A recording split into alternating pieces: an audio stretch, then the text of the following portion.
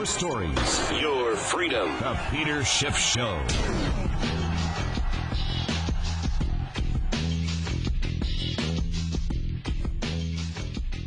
Well, welcome everybody. It's Tom Woods, in fact, sitting in for Peter Schiff today, this morning. On this, what's today's date? November 10th, 2011. Glad you could be here with us. Got an excellent couple of hours coming up for you. We've got some great guests.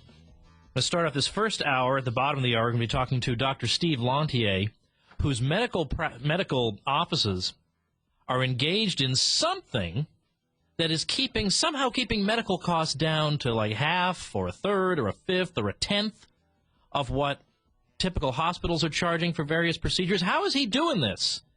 And how are his competitors taking this? How are the insurance companies taking it? People don't quite know what to make of this guy. How have they been doing it? And how can we reproduce this elsewhere? We're going to talk to him about what the heck is wrong with the healthcare system and how they've managed to somehow come up with prices people can afford, even if you don't have insurance. So Dr. Steve Lantier will be our guest in the first hour. Second hour will be joined by Pat Buchanan. And if you know anything about Pat Buchanan, I highly doubt this is going to be a boring interview. So we're going to have a lot of fun talking to Pat about his new book, Suicide of a Superpower. Will America Survive to 2025? Which is hitting number 4 on the New York Times bestseller list. That's extremely difficult to do. I can tell you from experience. Very hard to get a book up to number 4 on the New York Times bestseller list. Pat's got a lot of enemies in this world. And he's a great model for us all, for all of us who get attacked in the media. He pretty much ignores his critics and gets his revenge by just publishing an endless stream of bestsellers. This is his 7th consecutive New York Times bestseller. And if they say that living well is the best revenge, then I do believe Pat's got some pretty good revenge going. Well, of course, we got to talk about that presidential debate from last night. And this is the second time I've filled in for Peter, where the next morning I have a presidential debate to recap, and I'm starting to wonder, is he doing this on purpose, right? It's just that he just doesn't want to watch these debates anymore, so he has me fill in on the debate follow-up mornings. I don't know. I wouldn't blame him for that. And incidentally, any of you who happened to see my Facebook update last night where I said I was out eating at our favorite restaurant, so you may be wondering, wait a minute, did this phony even watch the debate? Yes, we recorded it, and we went home and watched it. Well, look, there's nothing to say about this debate that can't wait until we've heard the clip. The clip you've probably heard about by now, may not have actually heard it, but heard about it. And some of you didn't watch the debate at all, haven't read any news about it. This is going to, you're going to enjoy this clip. And I don't take any wicked pleasure in this, in the humiliation of a fellow human being. But let's play clip number 6. This is Rick Perry, governor of Texas, and he's talking about. Oh, okay. The producer's telling me sound is still a work in progress. Well, I'm going to save that one. I'll wait till I hear in the headphones. I don't want to spoil this one for you guys. So when I get the notification in the headphones that that's ready, we're going to jump to that. But this was a CNBC debate last night, and I would say this was, of the ones I've seen, which is most of them, this was the most substantive of the debates. And that's not saying a lot, right? I mean, it's not saying a whole lot. And several times the candidates were just shocked that they had 30 seconds to talk about China and the currency manipulation question. That was actually one of the interesting exchanges. In fact, you don't usually get a lot of real live debate at these debates. Last time, or 1 or 2 times ago, we had a long exchange back and forth about whether Mitt Romney had hired an illegal alien to mow his lawn. And so I thought the best line of that whole debate was Ron Paul saying, in fact, unfortunately, he said it after the debate. He should have said it during the debate. He said, here we've got this world historic recession going on with sovereign debt crises all over the world.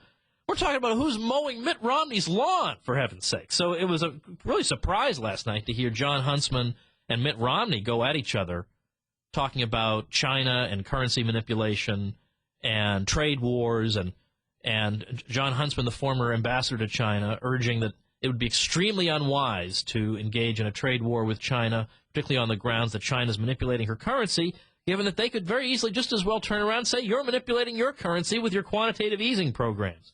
So that's an interesting exchange. I didn't think anybody really flunked out, obviously. I think everybody just pretty much lived up to the usual expectations that each of them had, except that one, Rick Perry. I would say that the fat lady is singing.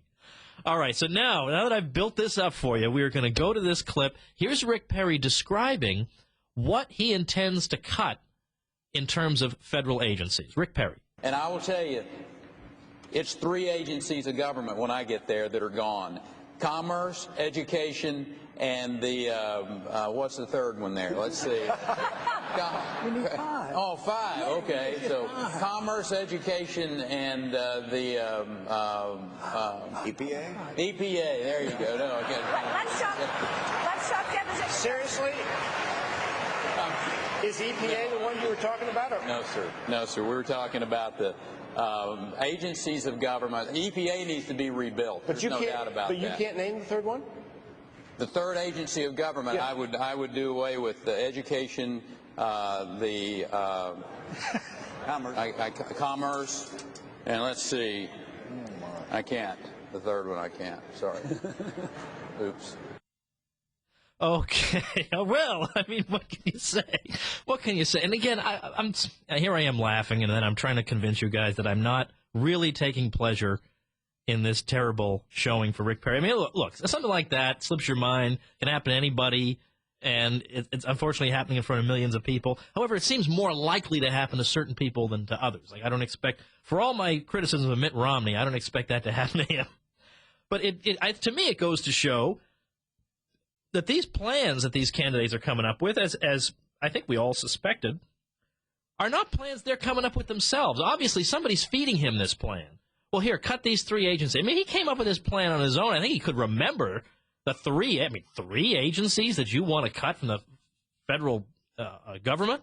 I think you would be able to remember those if they emerged from you yourself. And you can hear Ron Paul in there a little bit, because when he started that conversation, he turned to Ron Paul and said, when I get into, and he's looking right at Ron Paul, when I get in office, I'm going to shut down 3 agencies, as if he was going to one-up Ron Paul, who had just got done saying, I'm going to cut 5. So, I mean, why would that be one-up again? And then he can't remember which. It's just terrible. But it raises an interesting question. How come people were supporting this guy? Why was he 15, 20 points ahead in the polls a couple of months ago? Why is that?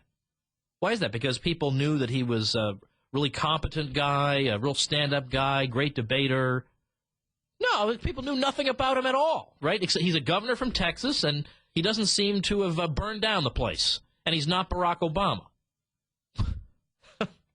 That's our situation. He's not Barack Obama, and he's a governor from Texas, and the state that he governs still exists. Come on now.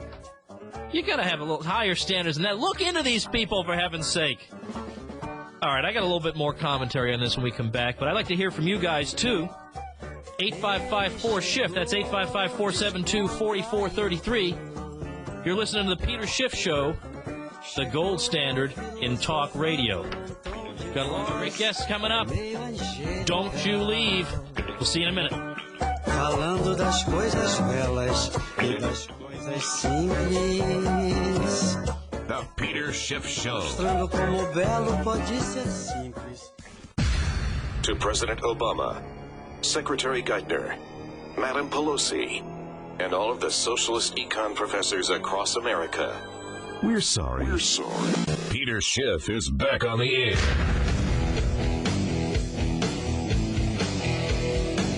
All right, everybody, welcome back to the Peter Schiff Show. I'm Tom Woods, in for Peter. Talking a little bit about that Republican presidential debate from last night. So I got one more segment. We're going to talk a little bit about that. Take your calls. 855-4-SHIFT. That's 855-472-4433. And then we got a couple of great guests coming up. Dr. Steve Lantier, who found sanity in the medical profession. How can that be? And Pat Buchanan, author of the New York Times bestseller, Suicide of a Superpower, will be joining us in the second hour. All right, so we got the Rick Perry fiasco behind us. I think we can move on with our lives. I watch these things with my wife in bed, and we were watching last night, and we saw Herman Cain saying, in effect, I'm the only one up here who's presented a bold plan, a bold economic plan. And in my dream that I had, I envisioned Ron Paul jumping in there and saying, now just wait one cotton peg a minute here. You're not the only one who's, I got a pretty bold plan. I call mine 111. $1 trillion cut in 1 year leads to one restored economy. Now that would have been the line of the day, right? That would have been the headline the next day.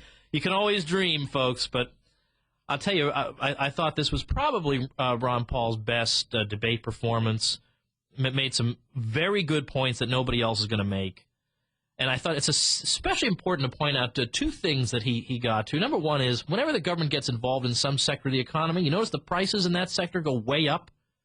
You think it's just a coincidence that education and medical care and housing saw their prices skyrocket when the government got involved? Skyrocket. Whether it's a student loan program or it's Medicaid, Medicare, and it's the tax-induced swelling of the third-party payment process for medical care, or house prices, the prices skyrocket when the government is involved. And at that point, the government then turns around and says, we got to make these things affordable. We need affordable housing, affordable education, affordable medical care. And affordable housing and affordable education means we in the government jack up the prices through our ridiculous policies, whose obvious effect is going to be to jack up the prices, as any sentient creature can see. We're going to jack up the prices. We'll make it affordable by giving you a loan so you can pay these artificially elevated prices, make you a debt slave the rest of your life. Student loans are one of the few kinds of loans that cannot be discharged in bankruptcy proceedings. So you're stuck with those. They're going to follow you the rest of your life. That's affordable education. We jack up the price, and then we lend you the money to pay these. How about not jacking up the price so that people could actually get an education or buy a house without having to go into all this debt? Not going to hear that. Then the other thing, of course, is talking about the Federal Reserve. Now, this is not just some throwaway talking point for Ron Paul. This is a very important point for everybody.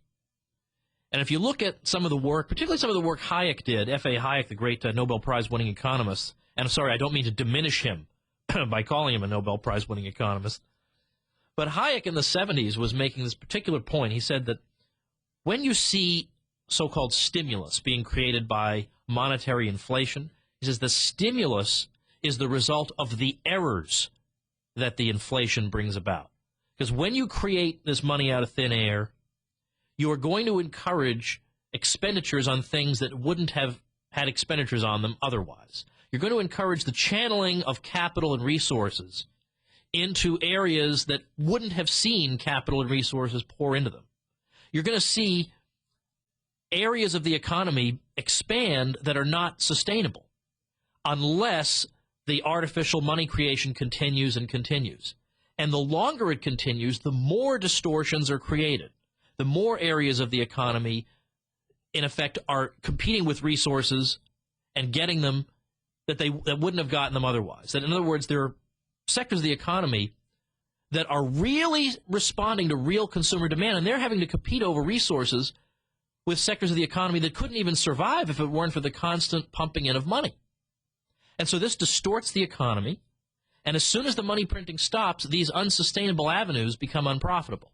But the more the money printing goes on, the more unsustainability there is, the worse it gets. And so when you stop it, then the adjustment process is all the worse.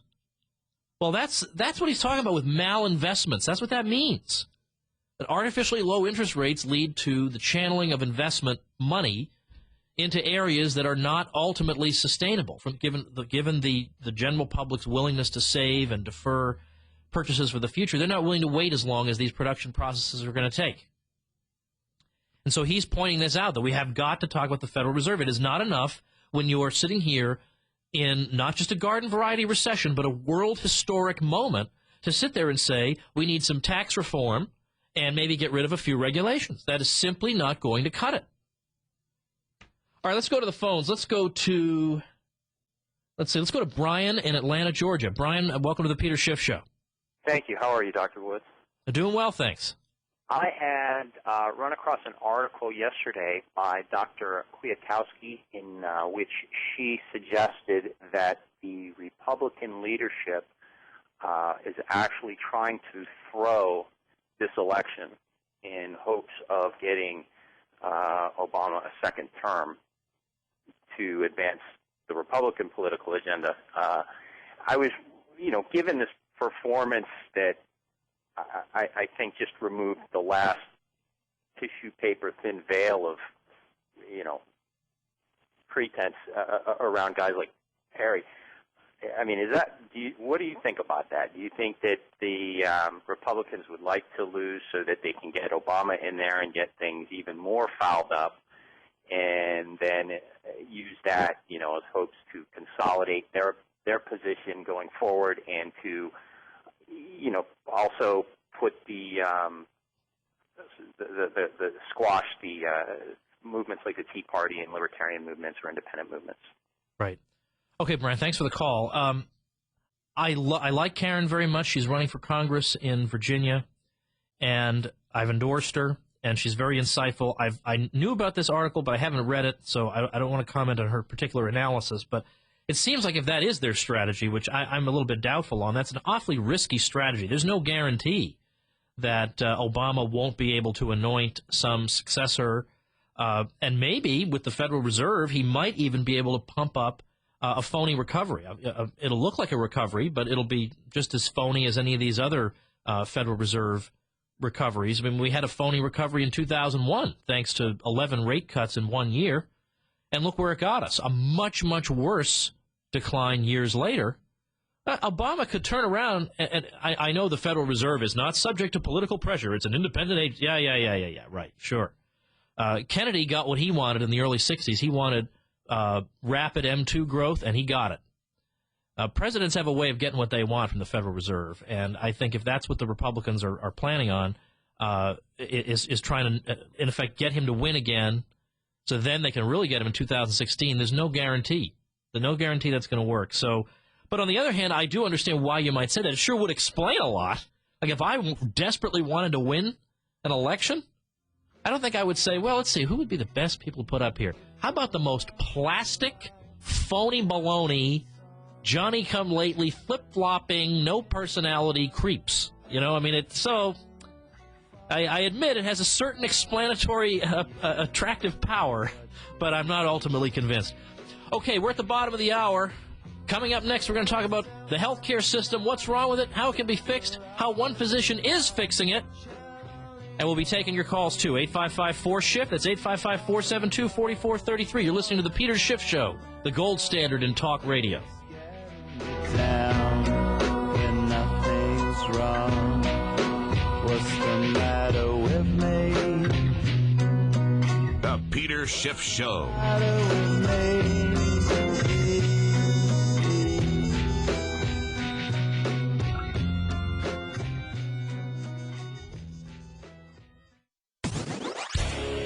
We now return to the Peter Schiff Show. Call in now, 855-4SHIFT. That's 855-472-4433. Rebel Radio. The Peter Schiff Show. All right, everybody, welcome back to the Peter Schiff Show. I'm Tom Woods, in for Peter. And I'm very happy to welcome to the program Dr. Steve Lantier, who is an anesthesiologist and founder of Surgery Center of Oklahoma. And you may think, well, I don't live in Oklahoma. What difference does this make to me? Oh, my friend, it makes a difference to you. I don't want to give away exactly what it is they're doing that's so unusual, because at one level it may sound mundane, because in a normal society it would be. But in this screwed-up system, it is a little bit surprising what it is that they're doing and apparently getting away with. So let me welcome, with no further ado, Dr. Steve Lantier to the program. Dr. Lantier, thanks so much for being with us here on the Peter Schiff Show this morning. Thanks, Tom. I've been excited to talk to you all week. Wonderful. Well, I hope it lives up to your expectations. Tell us a little bit something about first of all, what is the Surgery Center of Oklahoma, and then what's so different? I've been building this up. Why are you guys so different from everybody else? Well, we're different because probably four things, but really our transparency and pricing is probably the number one thing that you're most interested in, I think. Maybe a little bit of background on the center. Would you like that first, or? Yeah, just for about 30 seconds, sure. Okay. Well, in '97, Dr. Keith Smith and I purchased the Surgery Center of Oklahoma. We started out with 12 to 15 surgeons, and we've grown over the past almost 15 years to about 40 surgeon partners. We went from being called the crack house at the little place that we used to own, and actually a place that we used to rent, to now the 32,000 square foot facility that we're now in. And so anyway, that was the very beginnings of our coming to life. But things because of political pressures and so on. I mean, our philosophy has had to change a little bit and adapt with the times. And again, I think that brings us to the part that you're most curious about. Yeah, exactly. Now, transparency in pricing. So in other words, you actually tell people on your website, here's how much we charge to do this particular procedure. That's exactly right. Now, that is, and people will say, well, sure, I mean, anybody offering a service advertises price, but not in your profession. Now, why is that, and why is that so unusual? It's so unusual because what's dominated today are the insurance companies and the big hospitals. And even though the big hospitals most of them are considered not-for-profits, I mean, nothing could really be further from the truth. The hospitals are playing all kinds of games. There's collusion, there's repricing schemes, there's good old boy, take me out to the ball game type politics, and on that are just affecting everything that's happening in medicine. And again, government intervention is one of the big players that is just completely destroying the medical industry.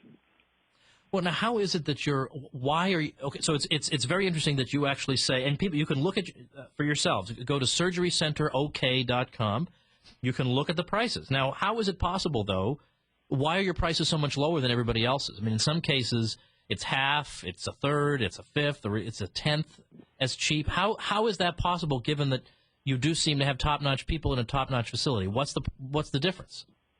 The difference is, I mean, again, part of our philosophy is that as we started, we knew that we had to do something different. Over the last, even though we've grown, as I've said, to 40 surgeons, we noticed over the last 7 years or so that our business was getting slower and slower and slower, slowly but surely. And we thought, wow, we're scratching our heads going, we know we're providing great care, good pricing, we're not taking federal dollars, we're not cost shifting, all these key words, and we have a little bit of a cowboy mentality, kind of the don't tread on me attitude. But we thought, we're doing all the right things. Why is our business going down? And so part of what we realized is the games that the insurance companies are playing, and the way they're not living up to their fiduciary responsibility to the people that they're beholden to, their shareholders and the businesses that they represent. We realized over time that we needed to do something really, really differently, and that was to go ahead and put our prices online. So what Keith and I did, we sat down with our surgeons. We said, okay, here's an hour knee arthroscopy. What do you need to make, for this? And, pediatric eye surgeon, what do you need to make for this? General surgeon, what do you need to make for this long in the operating room? And so we sat down, got what they needed to make. We know what we as anesthesiologists, need to make.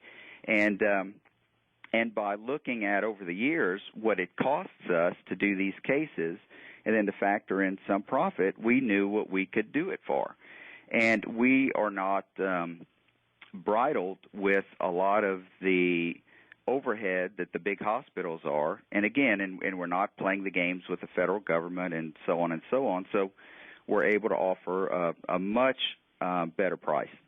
All right. Then what's your relationship with Medicare? Are you taking Medicare patients? No. And again, if I had to say that probably the four reasons that I consider us unique is because we're transparent in pricing.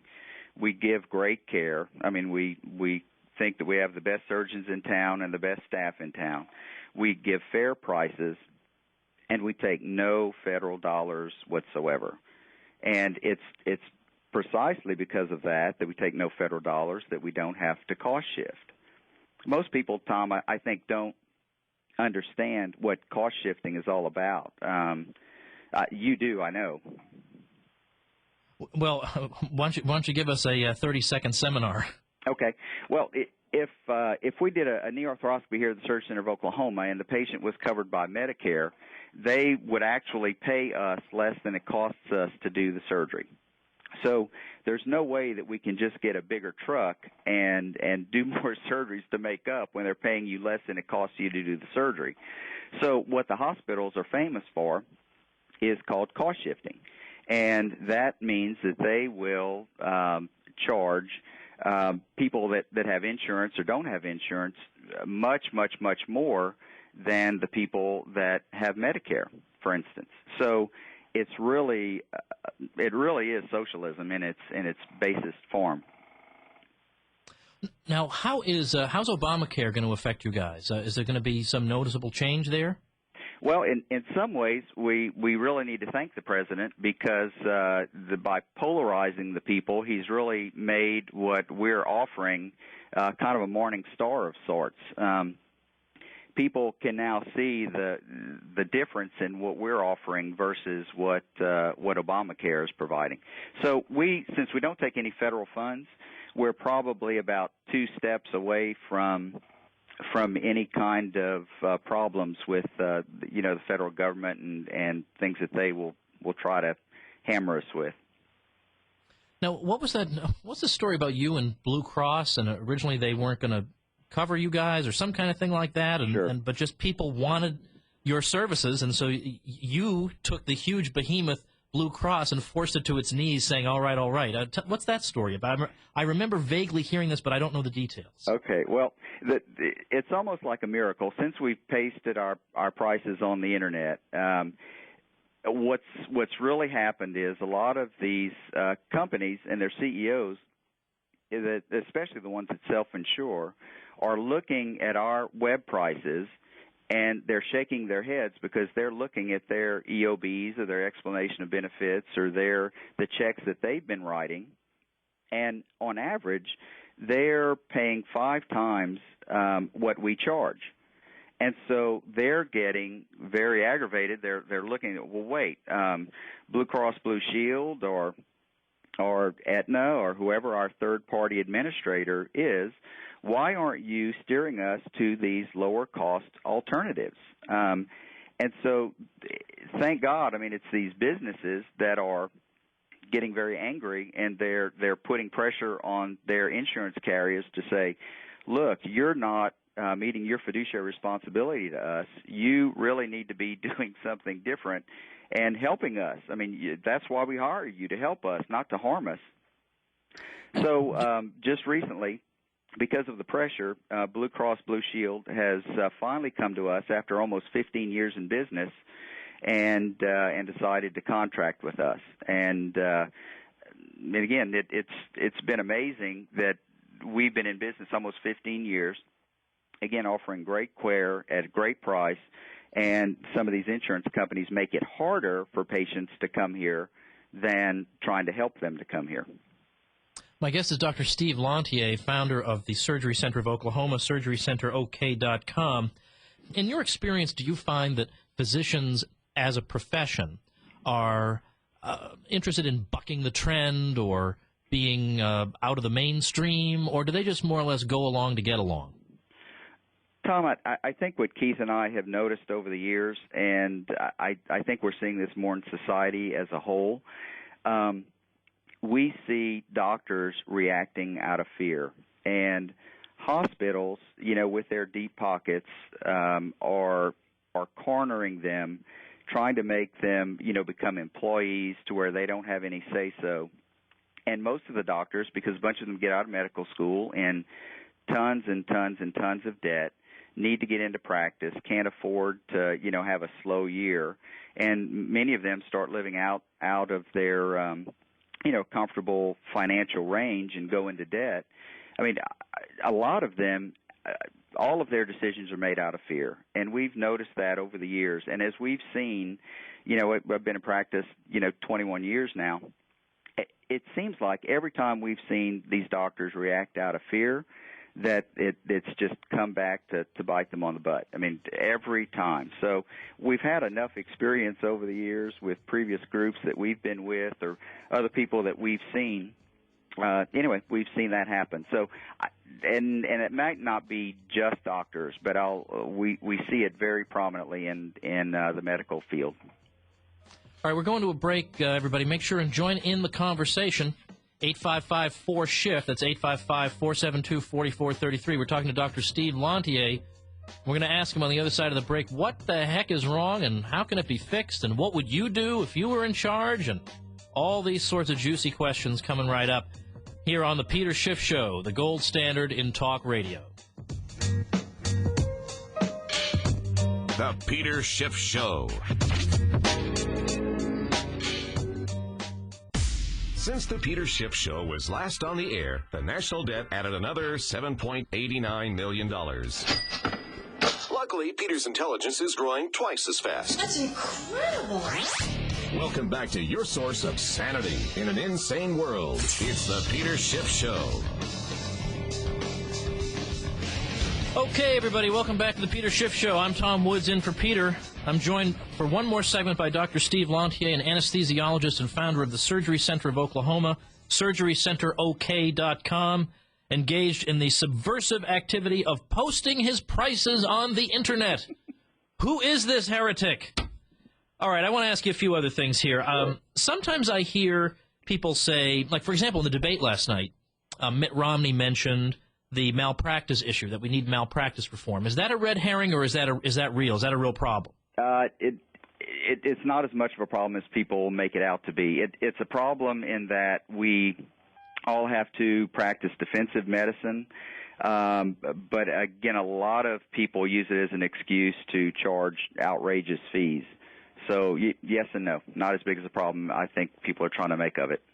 Okay, that was actually sort of my instinct, but I didn't know anything about it. Another thing is, here's a report I just read, not just the other day, about what Walmart is up to. And I know you're not a big fan of Walmart, but the issue is they want to get into the healthcare business. And they're okay. Basically, the report says Walmart seeks to dramatically, this is from Walmart's own report that it distributed to potential partners. Walmart seeks to dramatically, 1, lower the cost of healthcare while maintaining or improving outcomes, and 2, expand access to high-quality health services by becoming the largest provider of primary health care services in the nation. More specifically, Walmart will use its retail and multi-channel footprint to offer the lowest-cost primary health care services and products in the nation. It will create geographically relevant delivery capabilities and seek to drive down the cost of services and products while maintaining a high quality of care. Services will include, but not be limited to, clinical care, diagnostic services, preventative services, and health and wellness products. Good development or bad development? Bad. Okay, why do you think? Because it seems to me, I'm just a regular schmo, so I see this and I think, well, at least maybe they'll be able to produce just low cost. You come in for a flat $25 fee. I'll see if you have an ear infection or not. Well, Tom, you know that I probably subscribe more to the subsidiarity model than I do the big, large scale, federal model. And Walmart trying to do this on a huge scale, I don't think would work very well. What seems to be working very well is, for instance, Keith and I control the Surgery Center of Oklahoma, and that's it. We don't have any influence outside of our sphere, but we here do the right thing. We do the right thing for patients. We give service, good service to the surgeons. We do it for a reasonable price.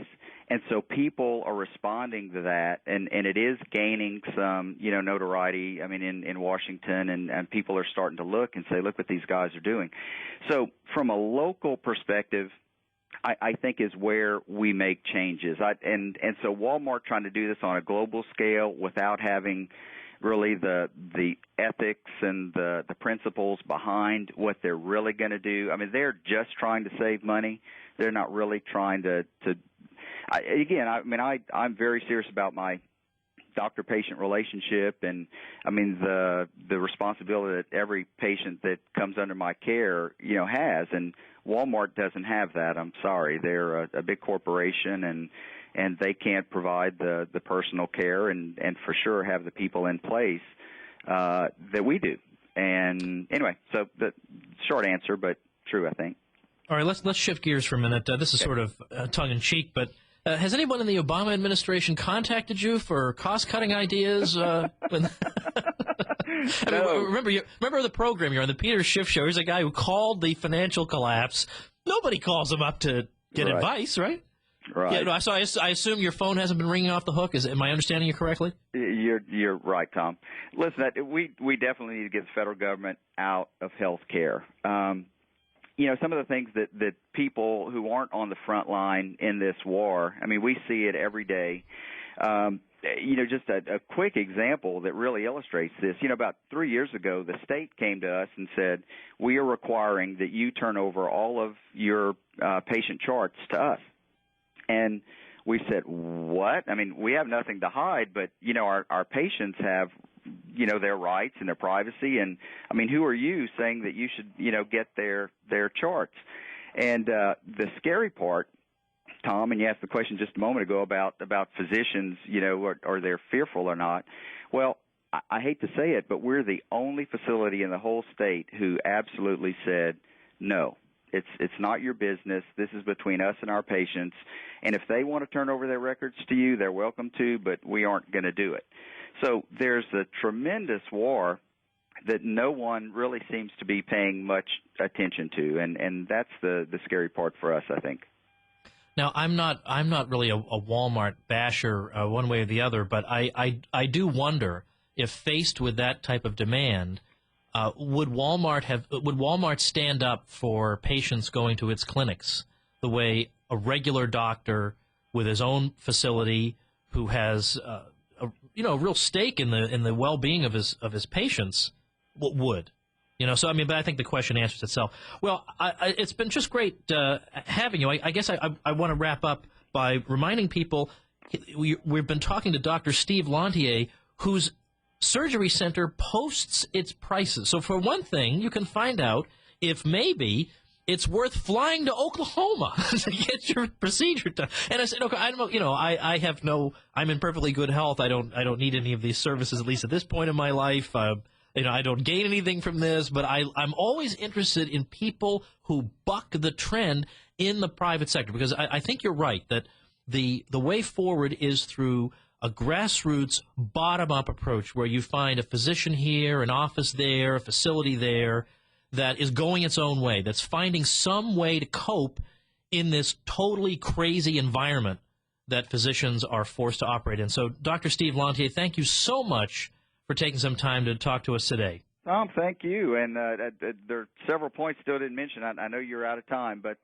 we've been getting patients flying from Canada to utilize our services, and done over the last 3 years, probably done about 50 surgeries on Canadians that can't get health care there. So, now I refuse to believe that. The Canadian healthcare system is a model for everybody. Well, that's great. Again, it just disproves what you read in the papers. Dr. Lantier, thanks again for being with us. Tom, thank you so much. Enjoyed it. Well, on the other side of this break, we're going to talk to Pat Buchanan about his new book, Suicide of a Superpower, a book that MSNBC won't let him promote on their station. Doesn't matter, he got it to number 4 on the New York Times bestseller list anyway. That's next on the Peter Schiff Show, the gold standard in talk radio.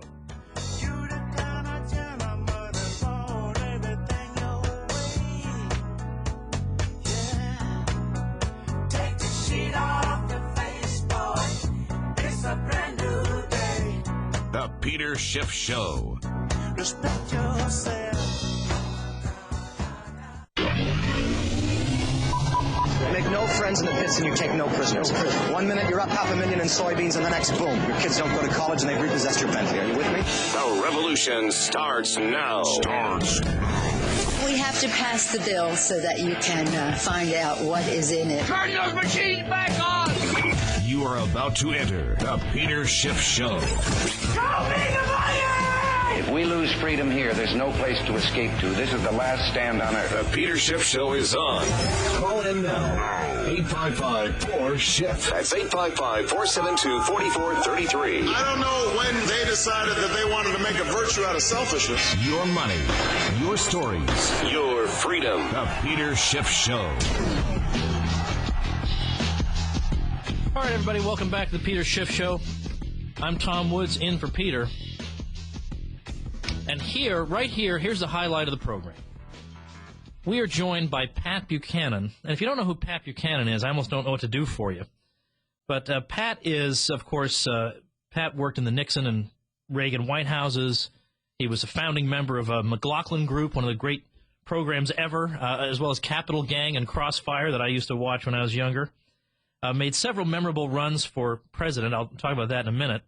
And is a political analyst for MSNBC. And he has written his 7th consecutive New York Times bestseller, Suicide of a Superpower, Will America Survive in 2025? And that's what we want to talk to him about today. Pat Buchanan, welcome to the Peter Schiff Show. How you doing, Tom? I am doing great. It's fantastic to be talking to you.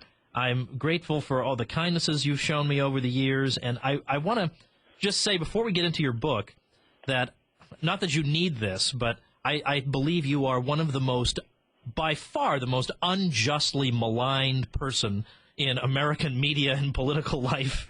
And it's interesting to note, though, when I knew Frank Luntz a little bit, in the pollster, right. We see on Fox a lot.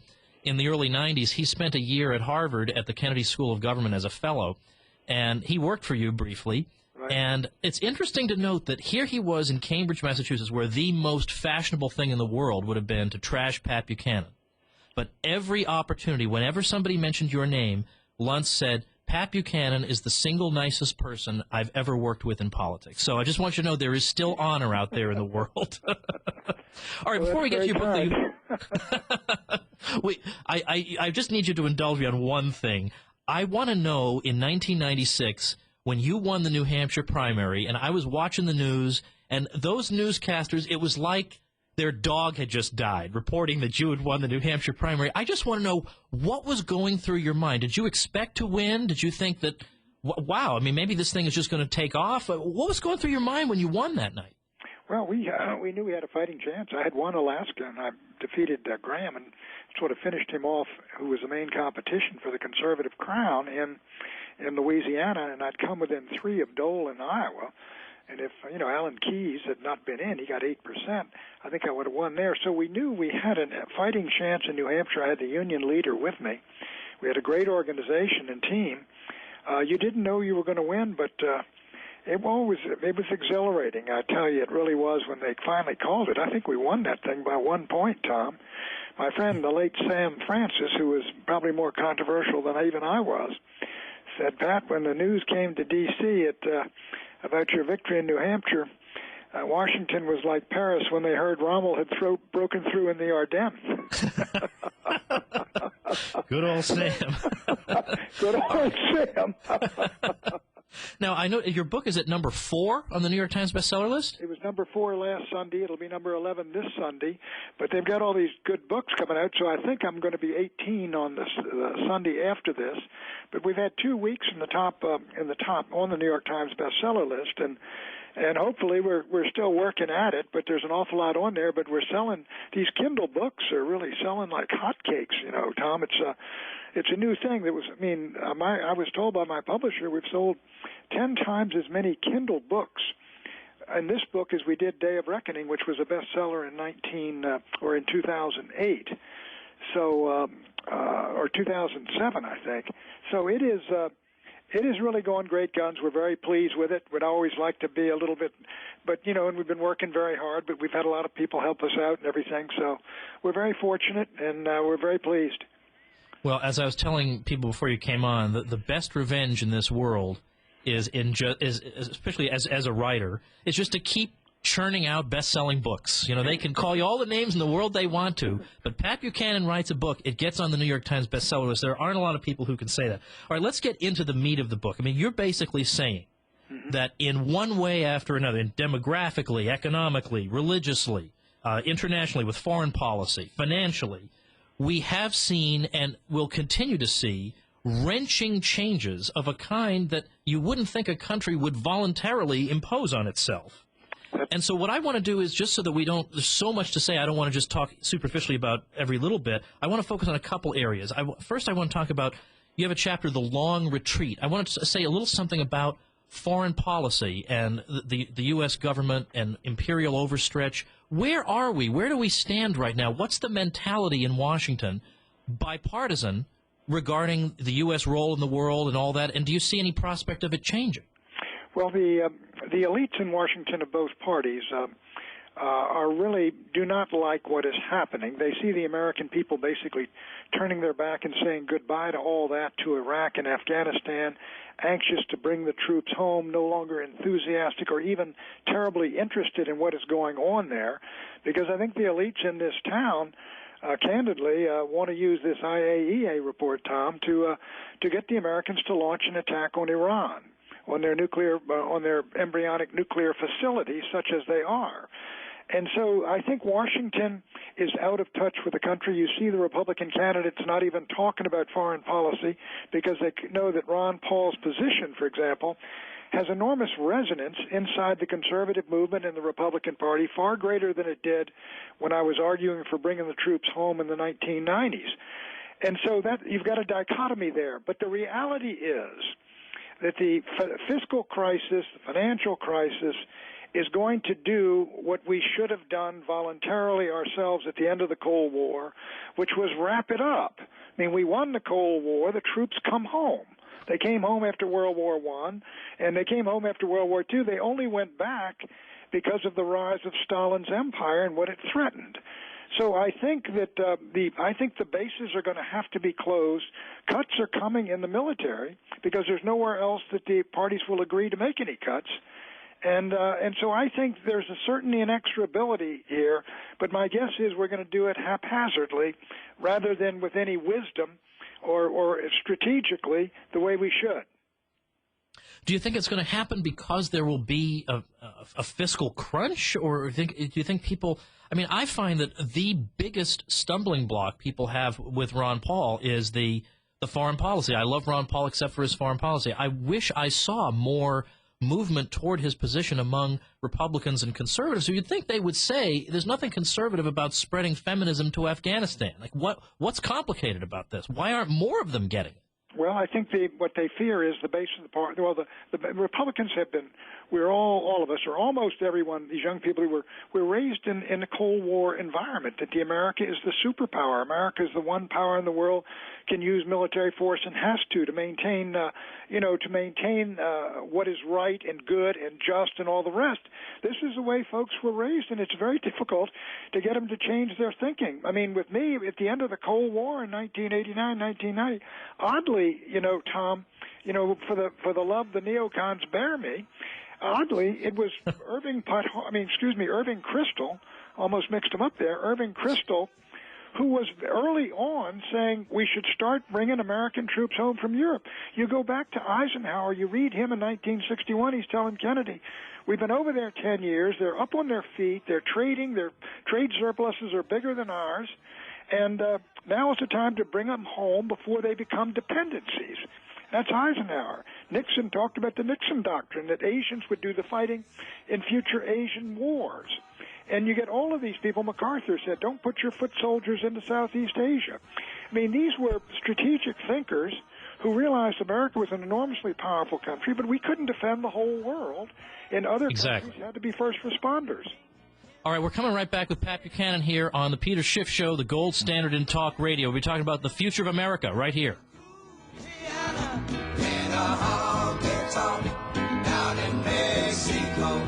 The Peter Schiff Show.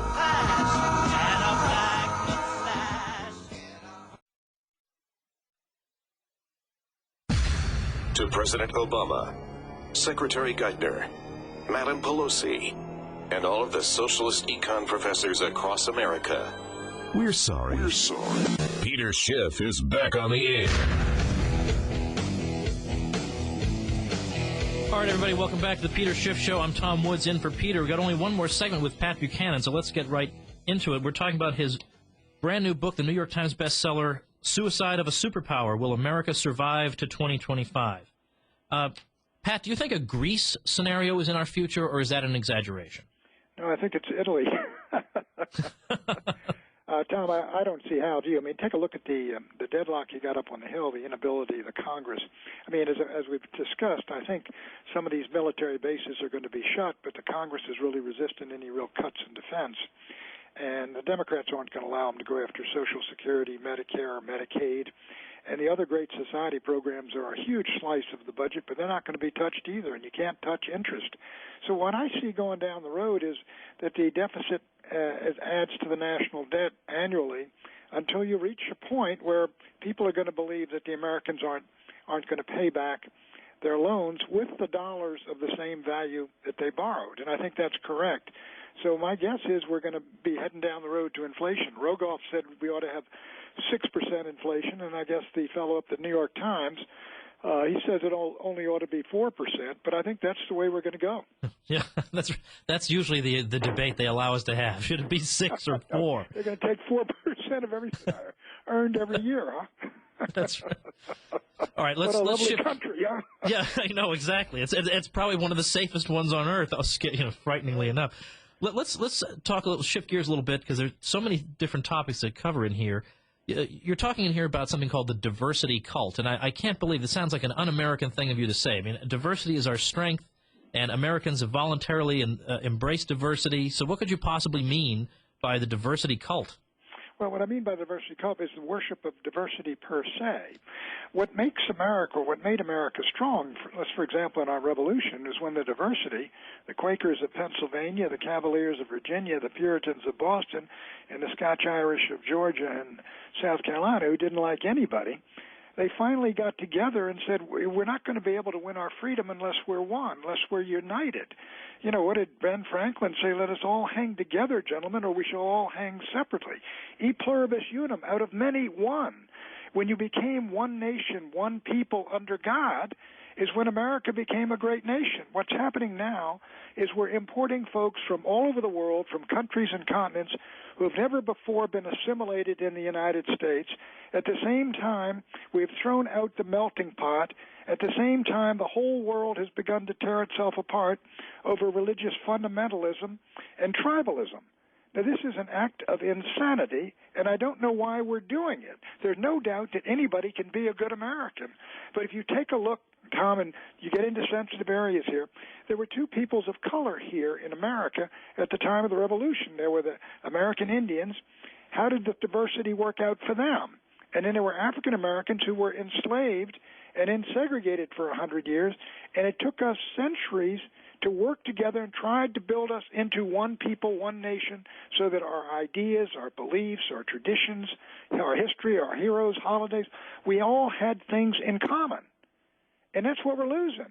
At the same time, we're bringing in millions of folks who have never been assimilated before. But what do you say to people who say, well, it doesn't matter if we don't have anything in common? You know, we share in common a shared ideal, right? A shared commitment to the ideas of freedom and this and that.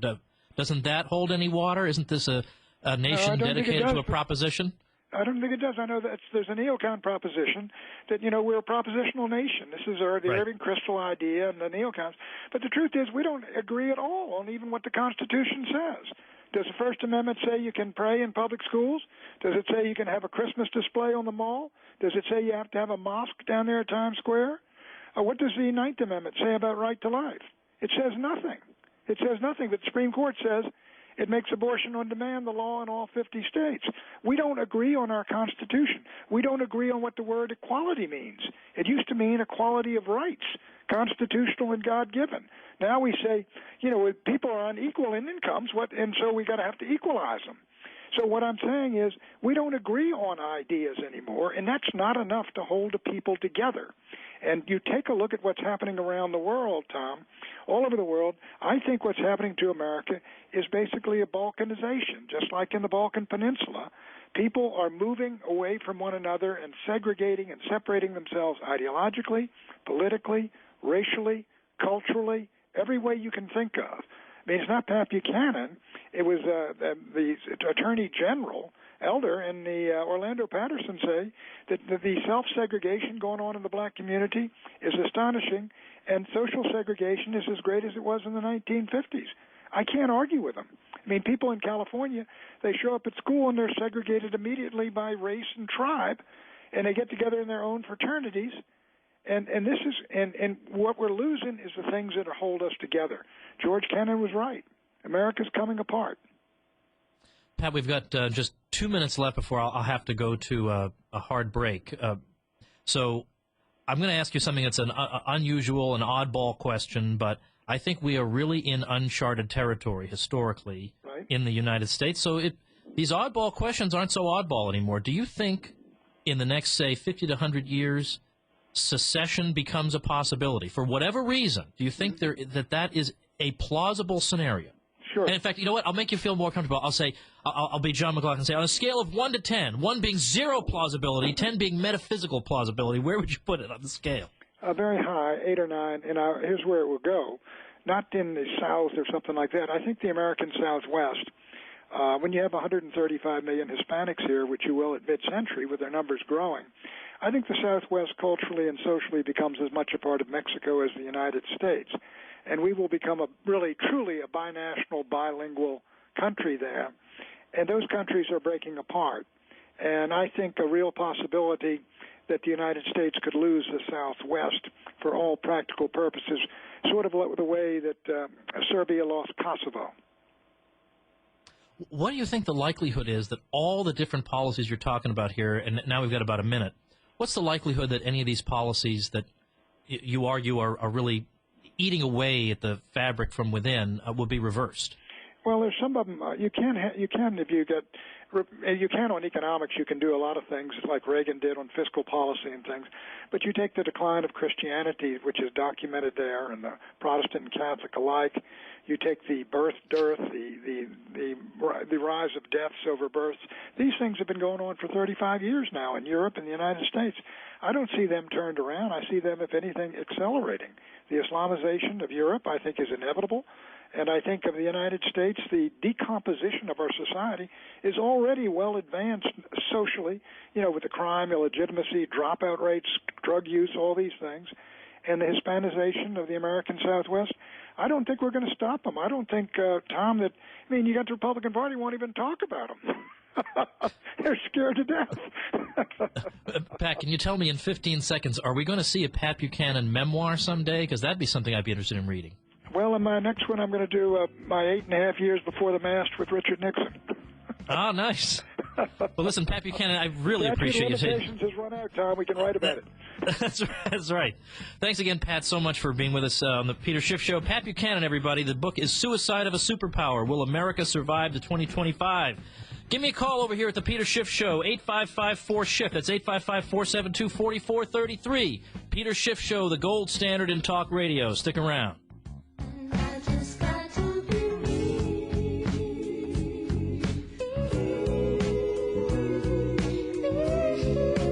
The Peter Schiff Show.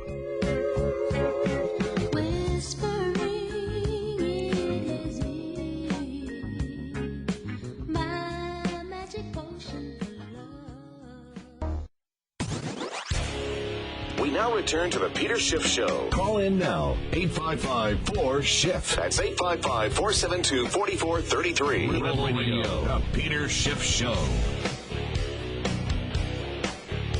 All right, welcome back once again to the Peter Schiff Show. I'm Tom Woods in for Peter.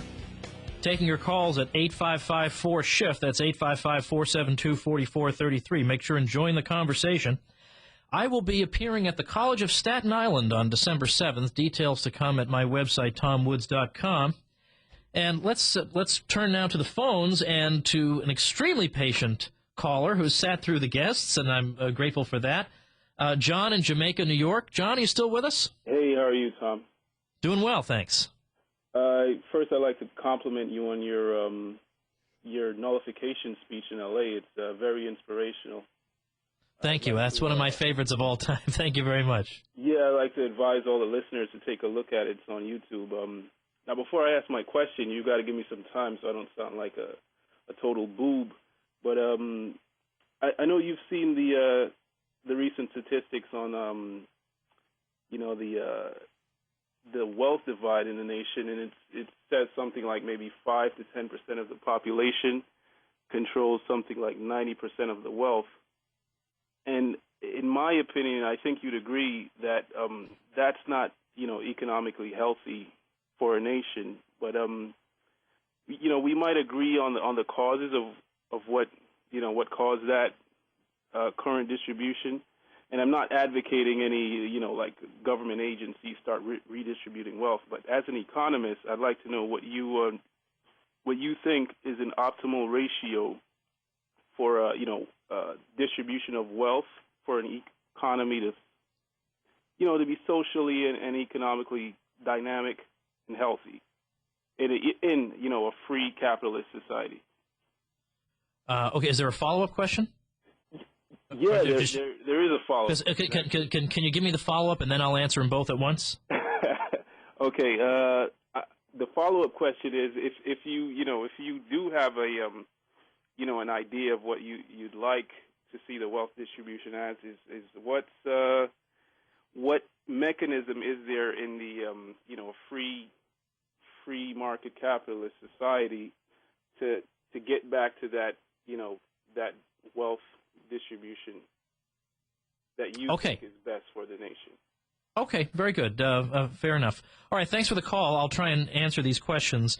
Obviously, I think the caller and I would agree that, and this is the distinction that Ron Paul's been making, that if you've become wealthy because of some special privilege or bailout, or because the Federal Reserve has been lubricating the economy in a way that happens to benefit you, then frankly you don't deserve that. You don't deserve that wealth. And you should not consider it your own property any more than I, as a thief, could have legitimate moral claim to property that I stole from somebody. So I'm all in favor of that, and I think a good portion of the wealth concentration has something to do with that. But at the same time, I think there is a reason that wealth concentration is the way it is, and that it might grow. Part of the reason is globalization. So let's say I've got a firm, and I used to have, 200,000 domestic customers buying my product. But then, with the development of a global economy, maybe I've got 2 or 3 million customers now. Well, suddenly the services of the head of that firm become valued much, much more highly, because the number of people to whom the firm caters has exploded. Whereas, on the other hand, what's the difference between a janitor working in a firm that has 200,000 customers and a janitor working in a firm that now has 2 or 3 million? The answer is no difference. So it's not surprising that the janitor will see his income be roughly stable. And if we had a real free market economy, his real income would grow gradually every year, because we have more and more production. We've become more physically productive because we have more investment going on, and that leads to more physical output. And that would mean that prices would go down relative to wages, and his income would increase, but not nearly by the degree to which the movers and shakers of the firm, who now have to cater to 2 million people, are going to see that type of change. When we think back to the 19th century, we think back to the so-called robber barons. We think back to Cornelius Vanderbilt or Andrew Carnegie or John D. Rockefeller. Now, I don't care about the nonprofits that they started later. That's a separate question. But these people as entrepreneurs, they were very, very wealthy in their day. But the issue is, how did they get there? And Vanderbilt, before we get into railroads, Vanderbilt, of course, was involved in transportation via steamship. And he was making it possible for people to travel in the American Northeast from one place to another that had once cost $2 a trip, make it 10 cents a trip, or make the whole trip free and just make his money from concessions aboard the ship. Now, how is that? That doesn't make me any worse off. That makes me better off. So if he's rewarded for that, and he's much wealthier than I am, I have no grievance against him. I have no just cause to think that his luxury items are in some way my luxury items. He's already given me the value. He's already given me the services. I'm not entitled to anything else. The idea that he ought to give something back. Give something back? He's already given something back. He's made it possible for people to travel who could never afford to do it otherwise. Or John D. Rockefeller made it possible for people to illuminate their homes when Previously, they'd had to use whale oil. It was too expensive. They had to go to bed early because it was too dark. They had to go to bed. Things like that, taking the price of kerosene down from $1 to 10 cents, or taking the price of steel rails down from $160 a ton to $17 a ton. That's a contribution to society that makes everybody wealthier because your real income, that is to say your income in terms of purchasing power, is increased by what they're doing. So it doesn't matter. You're not entitled to any of that. And it takes, to get to that position where you have that kind of market share and you can push prices down that much, takes enormous entrepreneurial skill and determination and extremely hard work. And I, Tom Woods, am in no way entitled to the fruits of any of that. And it's juvenile to think that I am. And I don't mean to suggest that the caller thinks that I am. But I think that's the way we need to think. That if you're getting your wealth because you are a parasite on society, then we have to change that. But if you're contributing to society, why would we want to penalize that? Somebody who contributes, somebody who's going to plow most of his profits back into the business to further capitalize himself, to make himself more physically productive, that's the means by which Americans become wealthier. Our purchasing power increases because the sheer amount of stuff available increases, and that increases because investment in capital equipment increases. That's the way we need to think, not in terms of distribution, that wealth distribution is skewed. There is no distribution on the free market. The whole concept of distribution makes no sense. On the free market, all we have is exchanges. I sell something to you, you buy it from me. I buy something from you, you sell it to me. That's all we have is a series of exchanges, a series of property owners engaging in exchanges of property titles. That's all we have. There is no mechanism of distribution whatsoever. So to speak in terms of a just or an unjust distribution doesn't make sense because there is no distribution. Now, of course, there is distribution if the Fed is handing you a bailout. So again, I concede this point happily. And it's not merely a concession. I shout from the rooftops that particular point. But so to think in terms of what would my ideal ratio be is I think it's not the right way to think. And moreover, it's not that there's this fixed amount of wealth sitting there and wicked people skulking around the edges of the night, in the middle of the night, go out there and grab 90% of it. And then we wake up and say, hey, what happened to all the stuff? Of course, there isn't just some pile that.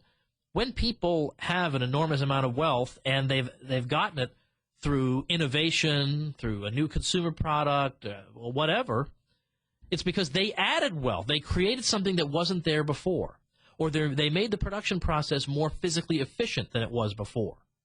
And that makes it possible for wealth to be created so that everybody is better off. And so, and then we have to get to the question, all right, well, suppose we get to a point someday where everybody has a yacht. Everybody has a yacht, but some guy has 50 yachts and I have only one. At that point, do we say that the absolute amount of wealth in the society is so great that who cares about the distribution? Well, if that's the case, then it's only a matter of degree that we're talking about here. It's not a matter of principle. So that's the way I think. I don't think we ought to be thinking in terms of distribution. That's not how a market economy works. And when you think about a product like the Kindle, like Pat Buchanan was talking about this. There was no guarantee for whoever developed the Kindle, no guarantee that was going to take off. It was entirely possible the American public would say, what? You want me to read a book off a screen that I have to charge through the wall? Are you crazy? I want to have a book. I can flip through it. I can mark it up and whatever. I love holding a book. It's nice and warm or whatever.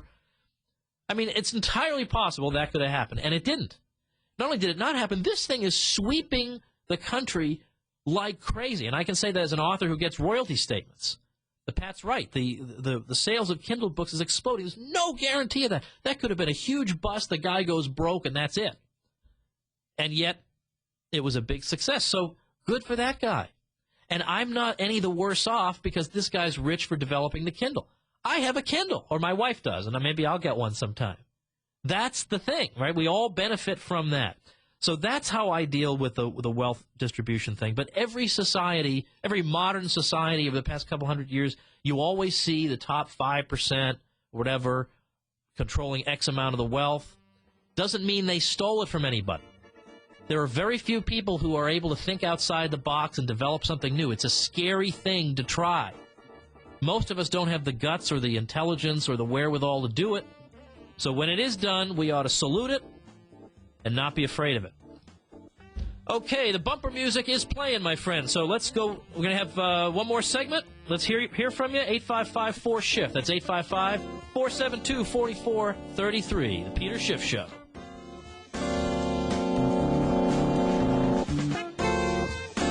The Peter Schiff Show.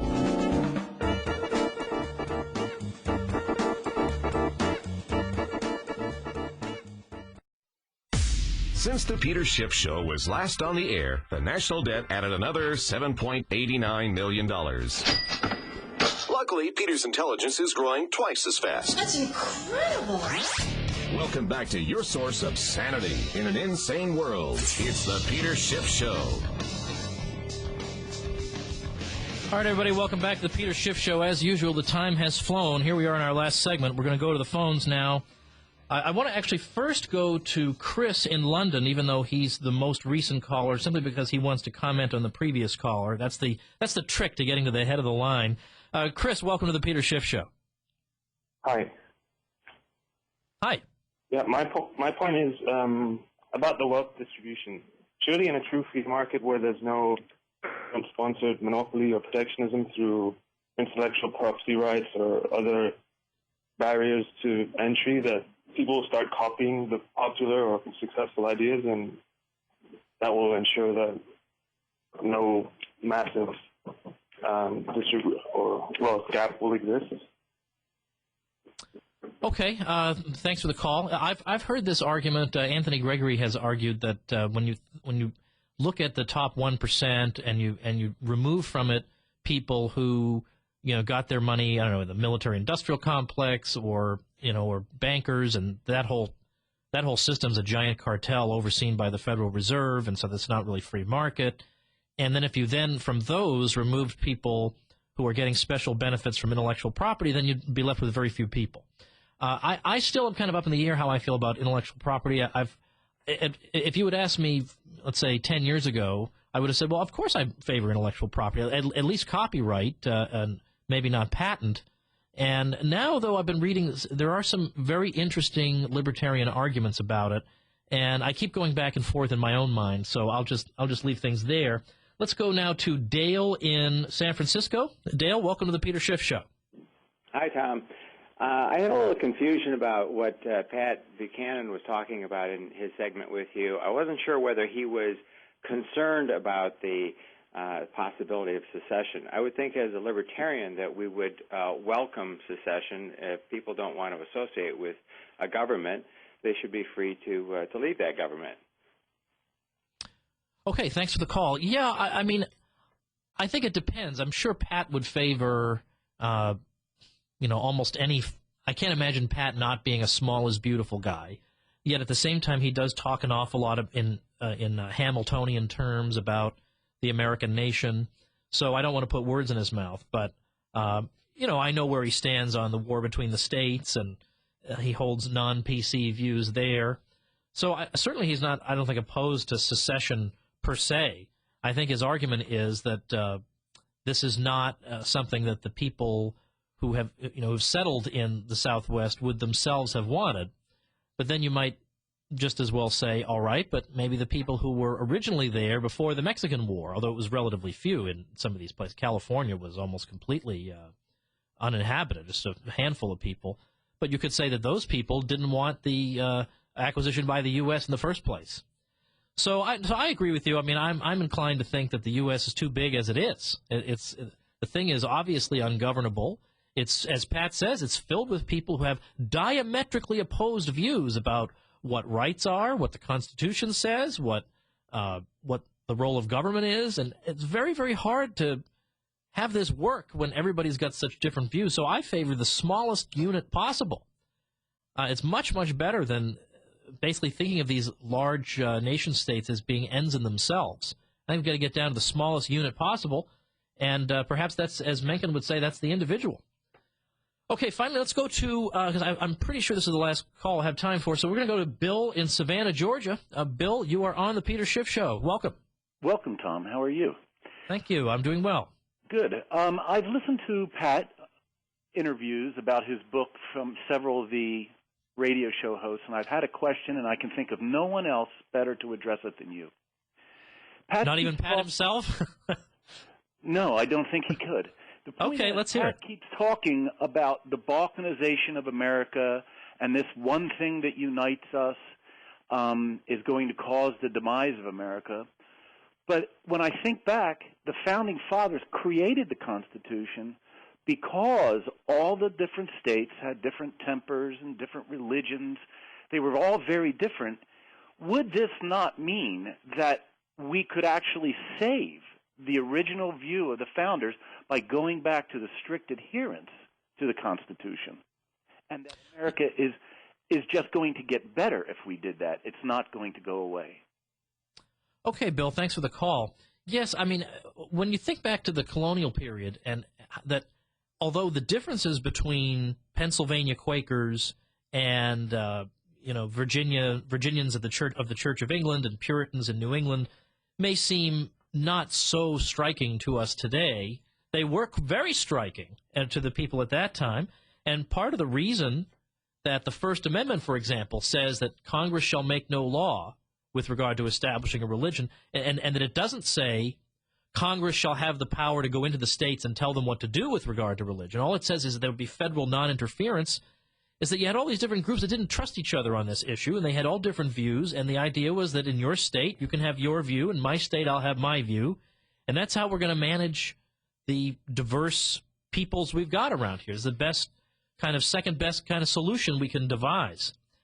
But I think what Pat would say is that right now is that it's possible to be in a situation where you have large groups of demographic groups who politically vote in a block, and these groups are not frankly interested in the original intent of the Constitution. They would much rather, as I think Pat would argue, vote in ways that benefit themselves as a group.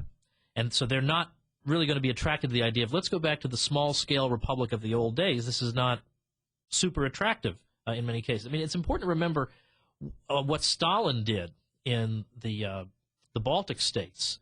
It was a deliberate effort to settle a whole bunch of ethnic Russians there and engage in all this demographic scrambling, the idea being that if we do this, the people will be so at each other's throats and so divided among themselves, they won't be in any position to resist the government that rules over them. And I think that's where Pat feels that we might be. And that also this isn't I mean, I suppose there are regions of the country where you see this demographic change more heavily, but I think he would just say that the political will for or interest in a radical decentralization of the form envisioned by the framers just simply does not exist. So instead, we're going to have everybody competing for control of the national government. All right, well, that is pretty much it for us today. I want to, first of all, I want to thank my guests, Pat Buchanan and Dr. Steve Lantier, and I want to thank all you guys for calling in with all kinds of intelligent things to say. I always appreciate that. I hope you'll make sure and pay me a visit over at tomwoods.com, and in particular, regardless of what your religious affiliation is, you might find it interesting. I've got linked up at tomwoods.com an interview I did on a major Iowa station, major Iowa show, syndicated to other states actually, the Steve Deace Show. He's got a big, big evangelical audience, and he said, you know, we want to like Ron Paul, but we just don't get this guy. So why don't you come on and talk about him? So I went on and did my best and made the Christian case for Ron Paul to his big evangelical audience. You check it out, whether you're evangelical, whether you're Catholic, whether you're non-Christian, atheist. See what you think of that interview. I thought it was pretty interesting. In any case, thanks to everybody for making this a couple of great hours of radio. Only possible because of you guys and my great guests. Thanks again. We'll see you next time on the Peter Schiff Show when I can sit in for Peter. I bet it'll be another presidential debate day. Take care, everybody.